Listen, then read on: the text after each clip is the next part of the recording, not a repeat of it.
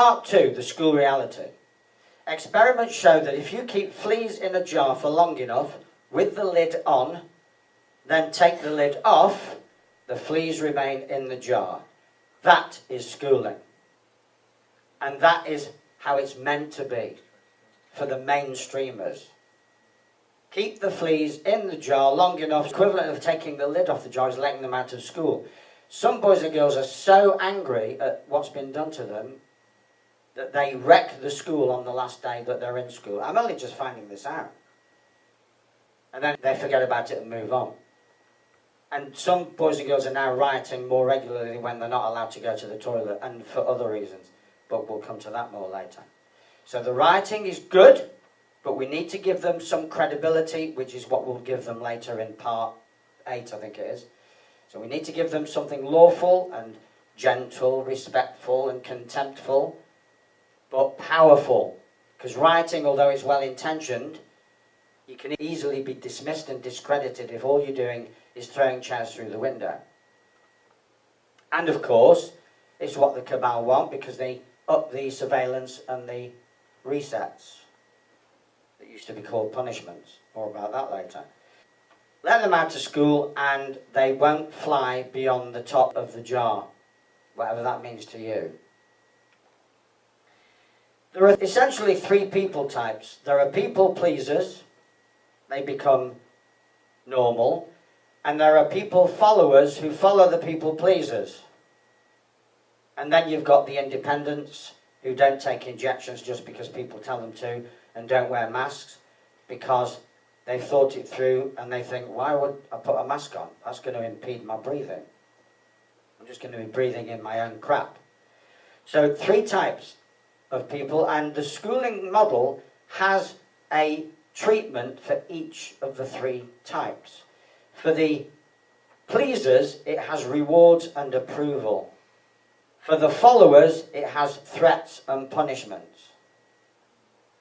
And for the independents, the potential rebels, it has degradation and humiliation. It also has threats and punishments. But it adds on for good measure, because remember, we're talking about a psychopathic system. And that's what you always have to bear in mind. I'm not going to dwell too much on that because it features in other talks. But the psychopath will always try to undermine you. And if you step out of line, then they crack down heavily with humiliation and degradation and character assassination. Well, the schooling system is a wonderful example of that, with one common aim, which is conformity. Conformity. The system needs conformity. Without conformity, there is no system. If you looked at that, if you just take a very cursory look at that, you wouldn't know whether it was a school or a prison. And they are prisons now, schools. In my book written 8, 9, 10 years ago, I used to compare schools to prisons, and I used the word like. Schools are like prisons. Well, I wouldn't use the word like anymore. I would just say schools are prisons, and some have been prisons for a long time. How could anyone possibly thrive in a prison environment? You're not a student, you're an inmate. You are a hostage. And that's what people need to bear in mind very quickly, because that word is going to crop up soon. If parents are lackadaisical about their boys and girls, then they will find that the boys and girls are taken hostage.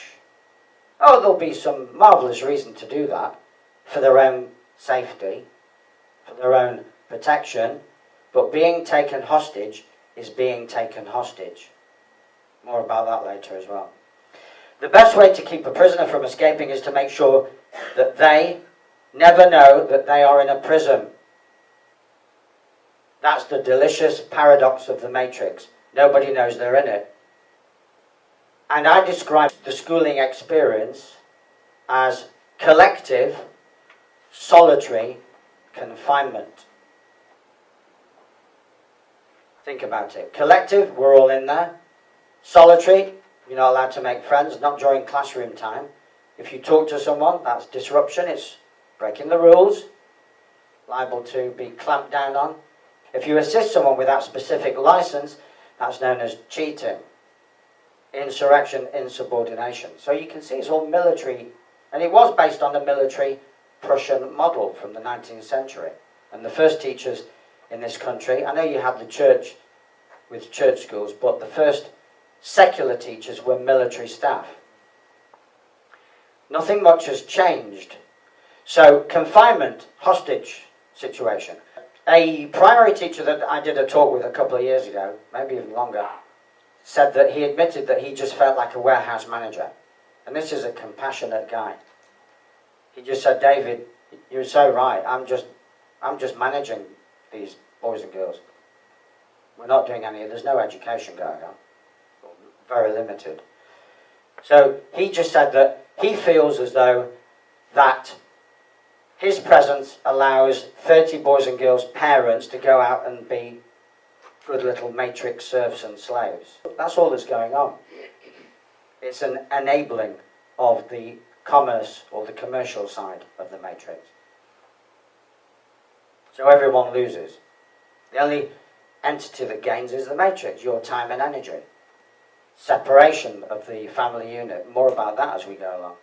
Loneliness doesn't come from being alone, it comes from feeling that nobody cares. So in a military-style boot camp, it's easy to feel that nobody cares. Because ultimately nobody does. Is it because they're psychopaths? No, some teachers are wonderful people, but they don't have time to care. Same in a medical situation. Some doctors and nurses are literally angelic, but they don't have time for that beautiful energy to shine through. And now they're too stressed. And stress changes everything. This is H.L. Mencken. The aim of public education is not to spread enlightenment at all. It is simply to reduce as many individuals as possible to the same safe level, to breed a standard citizenry, to put down dissent and originality. Again, I think I've revealed this in other talks. There was a gentleman in 1918 that did a Harvard lecture that was buried and only uncovered by John Taylor Gatto about 5 years ago. And it was Alexander Ingalls, spelled Inglis, I-N-G-L-I-S, who was saying that schooling has essentially 6 purposes, which is uniformity, conformity, class divide, know your place, create an elite, and demoralize. Roughly speaking, I'm paraphrasing. And that's what we have, and they knew that over 100 years ago. That's mainly the purpose of secondary. Primary is just grooming, so the next thing you'll do is go to secondary. It's the bait and switch. This phrase bait and switch doesn't feature specifically on any screen, but if you think about it, it's everywhere. And they even did it during the campaign to roll out you-know-what. They had a relatively harmless version of you-know-what, which enticed more people to take more, and then they switched to a toxic cocktail. Similarly, mortgages, bait and switch. They entice you to sign, and that's it. So you get the keys, and you think, okay, now that I've signed, I've got the keys, I need to justify the keys by paying the mortgage forevermore. That's not how it works. They've already been paid off. Your signature pays them off.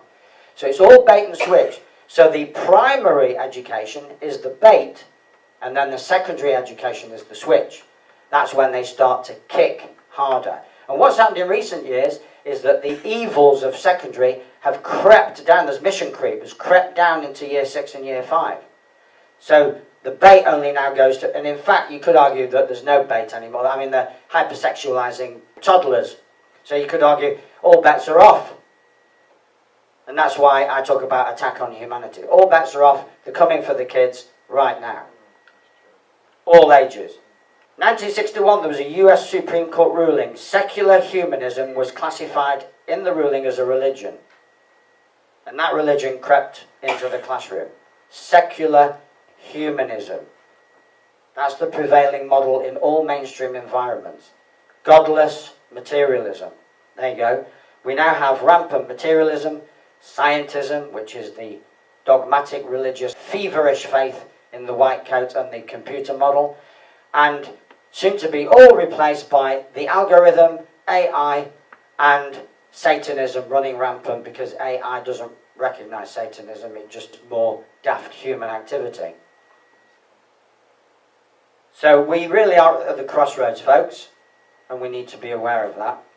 All of this to replace the Word of God for those who love and respect the Bible, or ancient wisdom if you don't do the Bible, or biblical studies or whatever, ancient wisdom, or inner standing or intuition if you simply feel that humanity is good enough because it has access to divine information through the pineal gland and through the soul. It doesn't matter what you believe or where you place your sense of reality. It's all being, or that's the idea, the aim is to wash it all away and replace with godless, algorithm-based data and compliance to the algorithm. Graduate. Beautiful word. Fills us with pride, doesn't it? Well, it might not do that job if we realise that it stands for gradually indoctrinate.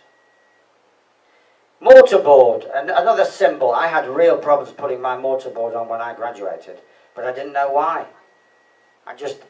It really just put it on for the family. I took it off immediately. It just felt really weird to put that thing on. So it represents having died of boredom. More, death, bored, boredom. Obviously they changed the spelling so that you don't notice what's going on. You died of boredom, and I nearly did die of boredom at university. I did the first year and it was fun because there were some fun third years, and we played bridge, we played table football. And when I went back for the second year I thought, sod this for a game of soldiers, and I just went into a bit of a funk, and I just thought, well, I'm not full of ideas as an alternative lifestyle. I was only 19. And in the end I went back, and I died of boredom for the next 2 years. And then I did solicitor's exams after getting the law degree, and I died even more because they just fill you with just nonsense to swat for the solicitor's finals exam. And I'm sure doctors have this, medical students, they're dying of boredom. So by the time they get to you 10, 15 years later, they've died of boredom. And you wonder why they only want to see you for 5 minutes. There's nobody in. The real stranger danger. Is there an idea more radical in the history of the human race than turning your children over to total strangers? One day we'll look back and we'll just go, what the f... I did my own bleeping there, didn't I? Turning your children over to total strangers whom you know nothing about. Now obviously back in the day it was a village situation and you knew the teacher. But things are a little bit different now. You don't know that the geography teacher is Gail and she's a lesbian. Now, there's nothing wrong with that, but Gail is going to now promote lesbianism to your 6-year-old. That's what's going on now. Have these strangers, and having these strangers work on your child's mind out of your sight, and remember, not just out of sight, but the children are now instructed specifically, don't tell your mum and dad. So they're under military-style instructions, because the idea is that the state is taking over from the natural biological parents. So we're entering into Chinese territory, Soviet territory, very fast. The parents will soon be excluded completely. And in Spain, I do speak Spanish, I lived there a long time, and I was just reading some Spanish freedom operatives' feed on Telegram. The teachers now cannot choose. The teachers have no free choice over the curriculum whatsoever. It is decided by the state. End of, that's it. Last year that teachers could pick and choose, gone. What happens there will soon happen here. So we're looking at state education in the extreme sense of the word. No choice. And if the teacher has no choice, imagine how depressing that is for the teacher. And boys and girls tend to absorb what they're seeing, and if they're seeing someone who's depressed, frustrated, it's not a recipe for happiness and success.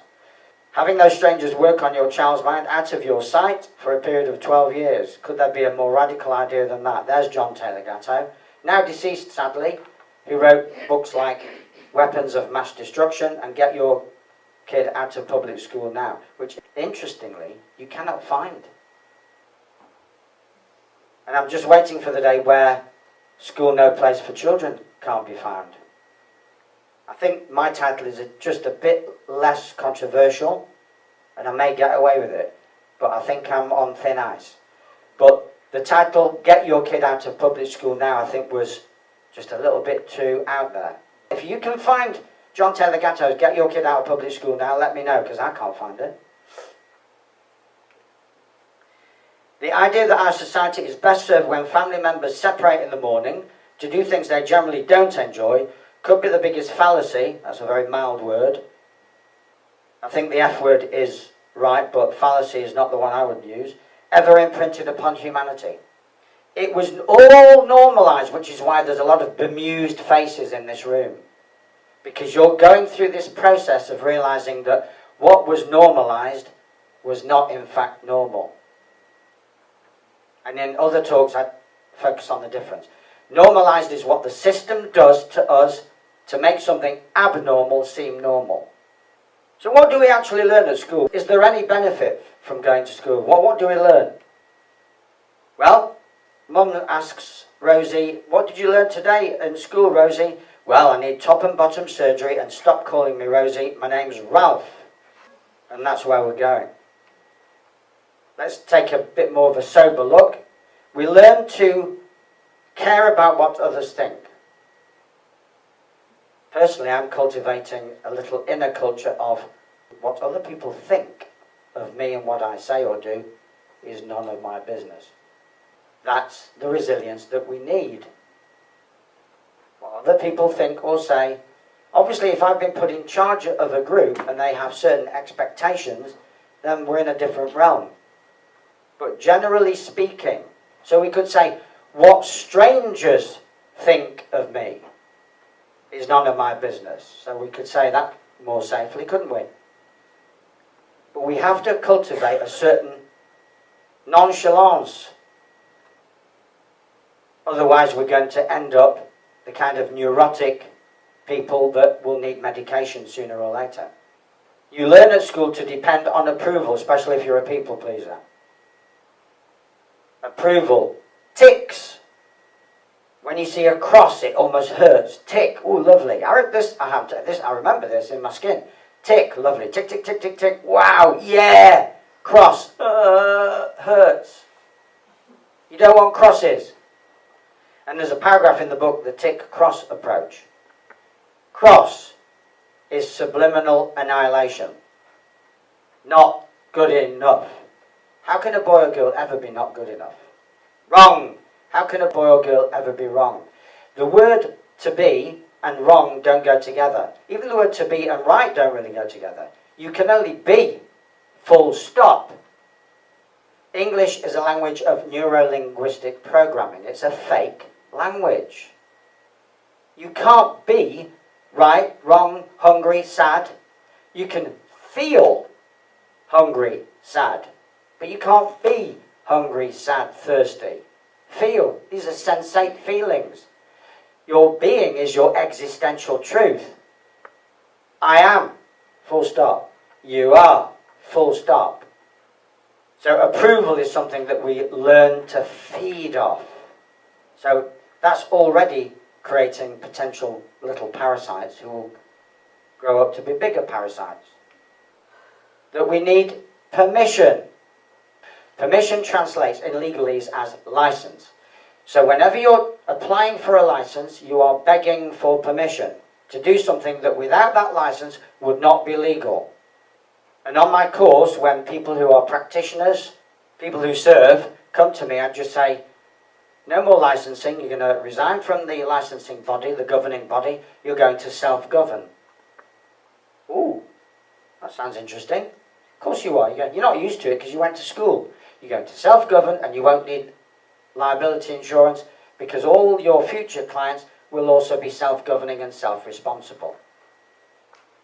So we can do away with paperwork. You don't need paperwork, folks, except in the Matrix.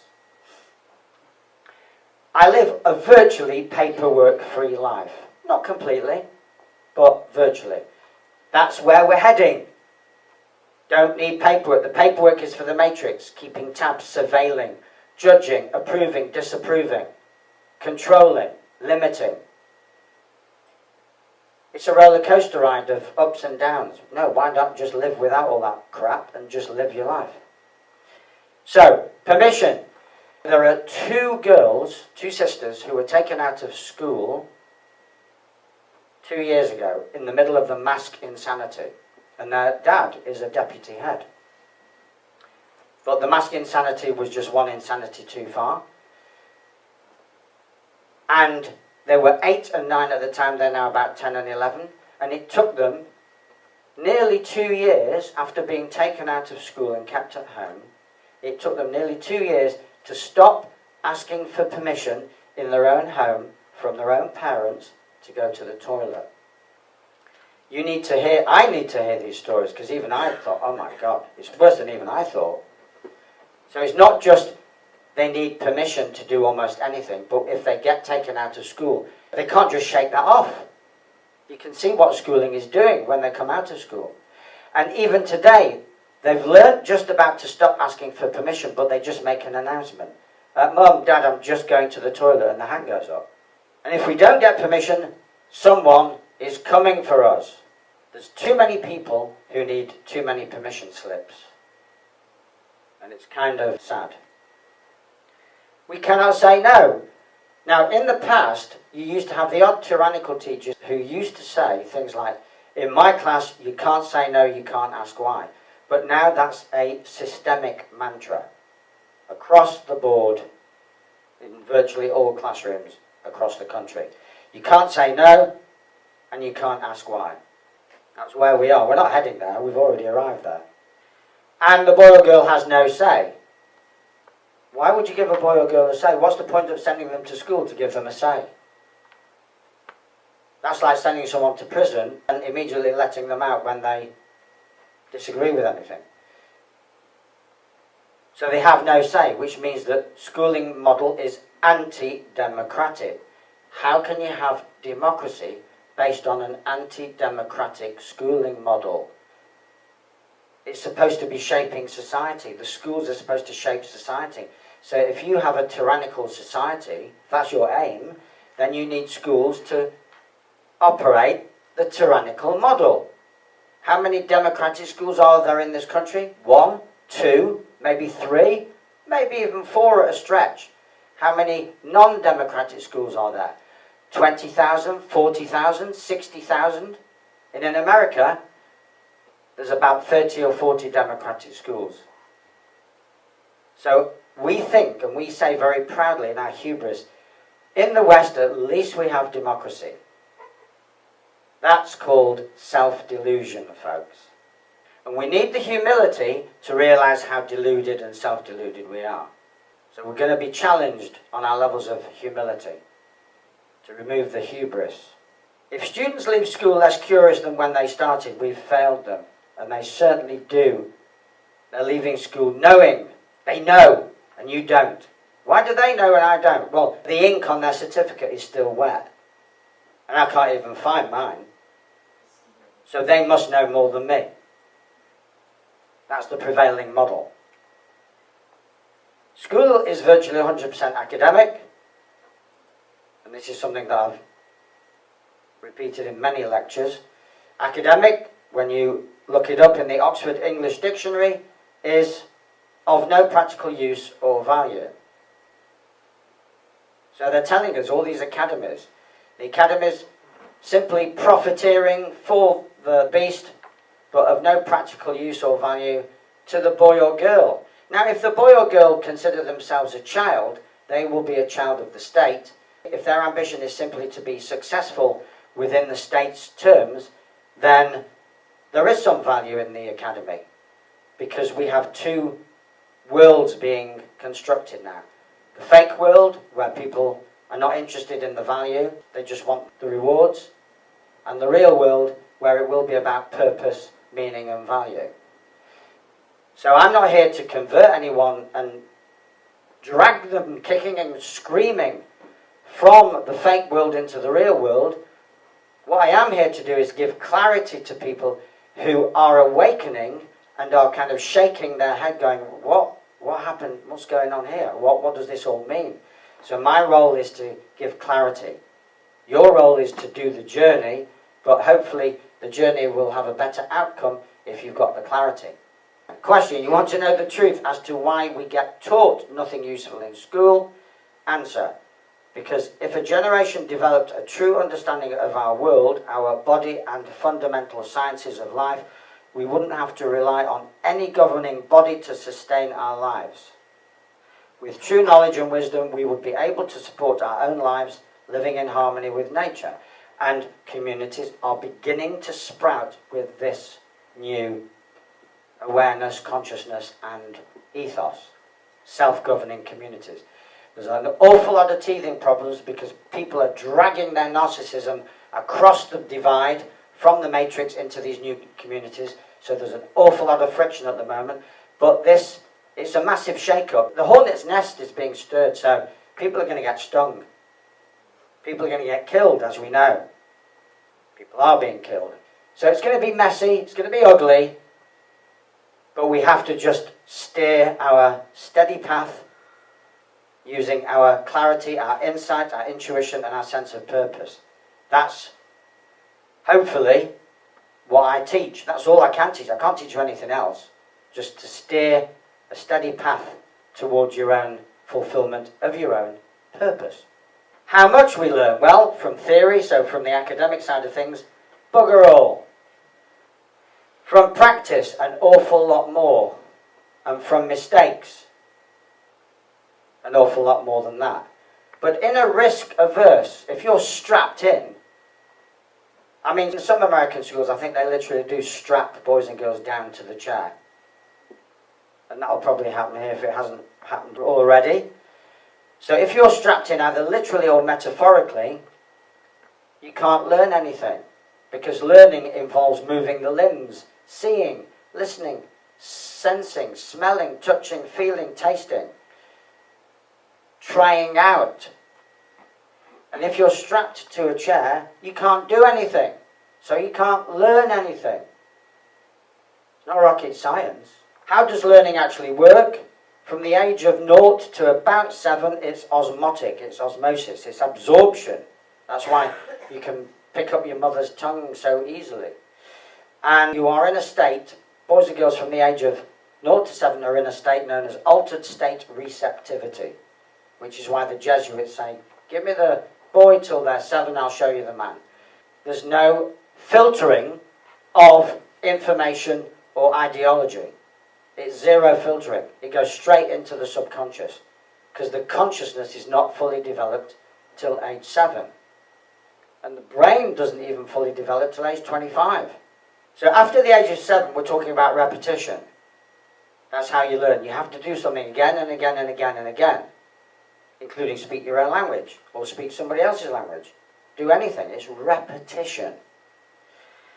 So the curriculum that only gives you one go at something is not giving you the repetition that you need to learn anything, even though there's probably nothing of true value in there anyway. But even if there were something of true and lasting value, you get one quick flash of it, and it's gone. And there are so many people, some of them very prominent citizens, who, for example, can't do maths because they were away for 2 weeks, and it's in the book. This is a Sunday Times journalist. She says she has maths phobia because she spent 2 weeks away during a crucial period of maths instruction, and she never recovered. And the schooling model cannot allow you to recover because it hasn't got the facility. And another girl, woman now obviously, said that she had to stop going to maths, I think it was 2 years, so she would just roam the school, and when she was old enough to go outside, back in the day when you could, she couldn't do that now, because her and the maths teacher just didn't get on. She could multitask, but he was focused on the slow learners. So she didn't get the chance to repeat things in maths, so she can't do maths either. And she's a genius. She's one of the cleverest women I've ever met, but she can't do maths. So what did we learn by repetition at school? So if you only got the curriculum once, and you get about a week at the end of term to swat it, so you can take a test in it. This is my case against the schooling model. You learn a fear because of the repetition of this, the fear of authority. Because you've got an authority figure looming over you repeatedly, booming at you, shouting at you, threatening you, punishing you, or neglecting you. Nescience, again covered in the last time I was here. Nescience is not knowing what we don't know. And if you don't know what you don't know, and the schooling model relies on you not knowing what you don't know, because you don't know what they've left out, and believe you me, they've left out almost everything of true lasting value. If you don't know what they've left out, you'll never go in search of it. That's nescience. Now, if you're waking up and you become aware of what they've left out, and that's what the last 3 years has been for me, before that, but accelerated since you know what, and if you find out what they left out and still refuse to learn it or find out more, then it becomes ignorance, willful blindness to fact or truth. So it's not knowing something and not caring that you don't know it. And this is the mindset of those billions who took the injection. They didn't know, but they didn't care that they didn't know what was in the injection. So that was ignorance on their part. Were they murdered? No. They simply died of ignorance. Cause of death, if I were a coroner, cause of death on the certificate, I would put died of ignorance. Now that sounds like a gag. That's not a gag. That's what I would actually put on a certificate. And it says it in the Bible, for those who do the Bible, or at least the quotes from the Bible, Hosea chapter 4 verse 6, my children shall perish for lack of knowledge.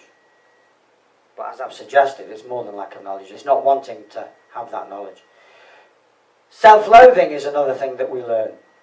Because if you're given enough crosses, if you're given enough temper from the teacher, and bear in mind the teacher's the only one that's allowed to have a temper. So again, there's an inequality, isn't there? So you don't only not have a voice, you're not allowed to have a temper. I mean, what boy or girl is going to grow up healthy if they're not allowed to have a temper tantrum? Self-loathing. So you're disallowed, you're disqualified on so many levels that you start to think you have no value. And as a young being with no value, you start to think maybe I deserve to have no value because I'm hateful. And now the sex agenda can kick in. Oh, you hate yourself. Right, it's because you're the wrong gender type. You should try another gender. You'll love yourself more if you're the correct gender. See how it all cross-pollinates? Compliance and obedience. That gets you through school. Got me through school. I didn't really want to comply. I didn't really want to obey. But I had this plan that if I just excelled academically, it might have a positive outcome in the end. Because I was so young. Because you're a teen. I was thinking, keep your head down, and then later on we'll see what happens. That we don't count, nor does our opinion matter. I've hinted at that when I said that we don't have a say. But we don't count. We're a unit. We're an economic unit. We're not a being. We're not a young being. The schools are run by the banks, managed by auditors. If you attend, you are a 1. If you do not attend, you are a 0. That's how the system treats you. And so if you accumulate zeros, the school will now punish your parents to compensate for the lack of income. 1s represent potential sponsorship. 0s represent potential lack of sponsorship. So that's why they clamp down hard on mums and dads whose boys and girls are not going to school either at all or very often. It's all finance, economics. At one teacher training conference, a teacher left the profession as soon as she heard the boys and girls described as the product. So it's commerce run by the banks, and the banks are now sponsoring the schools. School near where I used to live said, St. whatever it was, Wilfred's, now sponsored by NatWest. And interestingly, guess what's never covered in the schooling curriculum? Money. That's right. The bankers need you nescient, not knowing that you don't know how money works and that there is no money and you are the value. Imagine if a teacher rocked up one day and said, by the way, boys and girls, there's no point in getting a job or having a career because you are already the value. Can you imagine a teacher doing that? Another thing that we learn is apathy and defeatism. Because if you have no say, You can't ask why, you can't say no, you don't appear to count. Well, that's a wonderful recipe for apathy. That's what happened to me. I don't appear to count, so I'll just stop caring. I'll just do what I need to do for my own purposes. And it led to a greyness. Life became very grey from my early teens to, I would say, my 30s. Life became very grey because it was an apathy that saw me through school, because I preferred grey to black. You don't want black, that's melancholy and despair and suicidal tendency.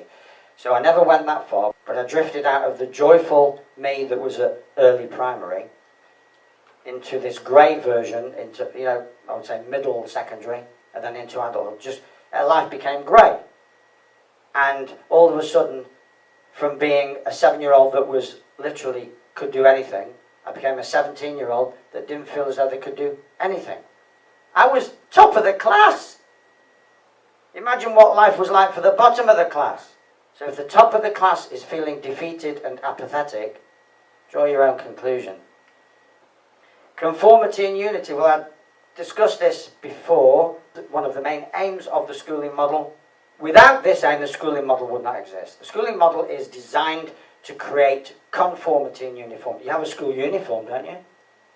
You have school rules. You get into trouble if you disobey them. And at one of the schools that I was at, personally, about 10 years ago, roughly, I'd done a few classes. I went into schools to teach a card game, to get access to the kids so I could give them something real, something human, something fun. And I've got 2 stories about that. One is, I learned later, about 6 months later, after my last visit, one of the kids that was in my class had attacked his teacher with a knife. And this is not a psychopathic kid. In the book I say that this boy was not showing signs of psychopathy, he was showing signs of political dissent. Because he didn't attack anyone else with the knife. And this was a good kid, because I don't remember him. I don't remember anything. If I don't remember them, they're good kids, if you see what I mean. They're all the same, they're all good. And it was an act of defiance, an act of intense, immense frustration. So this is like a mini prison riot. On another occasion, I went to a school, got there in the morning, and they said, "Who are you coming to see?" The caretaker said to me, and I said, "I'm here to see year 5. And he goes, "Oh." It was like a scene from A League of Gentlemen. "Oh, good luck with that." I said, "Well, why, what's the problem?" He said, "Well, you'll find out." So I went into year 5. So I've got a teacher and a TA, teaching assistant, and 25 kids. And I do what I have to do, introduce them to this card game. After about an hour, the teacher loses interest because she can see they're having fun and they're behaving. So she's no longer interested. That leaves me with the TA, and the TA says to me, "There's a boy in this class who terrorises the entire school. Now, he hasn't kicked off yet, but it's only a matter of time." And I said, "Point him out." And she said, "No, you'll find out." So this was shades of the creepy caretaker.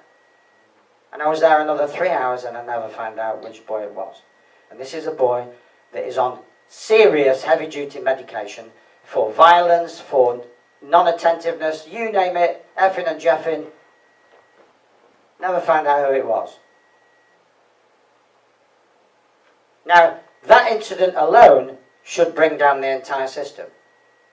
Because it means his medical labels are wrong, his reputation is wrong, the school is wrong, the teacher is wrong, the teaching assistant is wrong, it's all wrong. All of it wrong. But no, because they run the show, it's him that's wrong. Until I come along, give him something engaging and fun, and I never even found out who he was. Something else we learned, sadomasochism and Stockholm syndrome. So if someone, and let's be totally honest here, when you're very young, you can be sexually attracted to your teachers. It happens. If that teacher is also a source of fear and cruelty, then that's a recipe for sadomasochism.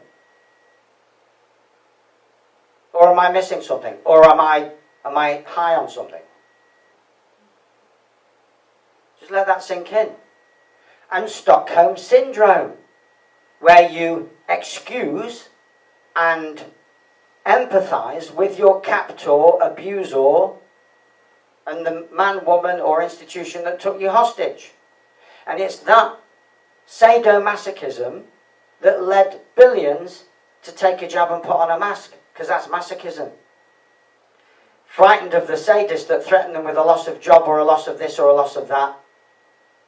So we have the classroom sadomasochism translated into the wider society as part of the fear mode and the knee-jerk reaction that makes you want to dispel that feeling because it has very, very negative implications. You're getting flashbacks. You don't want that uncomfortable, distressing feeling, so you put the mask on and you take the jab. And of course with the Stockholm syndrome, no, the government won't want to hurt me. They love me. See how it all fits together? I hope you do, because there's more. And then unquestioning acceptance of consensus reality. Well, if you've never been able to question the little bits that are thrown at you, then how can you question the bigger bits? And so rather than suffer more stress and anxiety, you go quiet. And you accept the model and what the model represents.